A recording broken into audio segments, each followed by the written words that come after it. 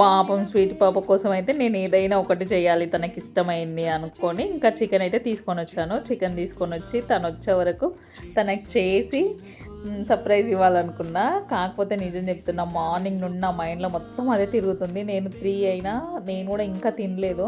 వాళ్ళు వచ్చిన తర్వాతనే వాళ్ళకి పెట్టిన తర్వాత తినాలని చెప్పేసి ఇంకా తినలేదు. ఇంకా ఇంట్లో ధనియా పౌడర్ అయిపోయింది. ఇంకా ధనియాలు కూడా తీసుకొచ్చి ఫస్ట్ అయితే దానికి కావాల్సిన ప్రిపరేషన్ అంతా చేసుకుంటున్నాను. టమాటో ఏంటంటే ఇలా గ్రైండర్కి పట్టేస్తే కొంచెం సూప్ అనేది కొంచెం థిక్నెస్ ఎక్కువ వస్తుంది మామూలుగా చేసేదానికంటే కూడా. ఇంకా నేనైతే కర్రీయే చేద్దాం అనుకుంటున్నా, ఎందుకంటే మళ్ళీ ఆఫ్టర్నూన్ అవుతుంది ఇంకా నైట్ అవుతుంది అని చెప్పేసి ఇంకా కర్రీ చేద్దామని ఇంకా ఫస్ట్ అయితే ఈ పౌడర్ అంతా పట్టేసుకుంటున్నాను. కానీ నిజంగా స్వీటీ పాప అయితే కోపం మొత్తం పోతుంది చూడండి చికెన్ చూసేసరికి. తనకు చికెన్ అంటే అంత ప్రాణం.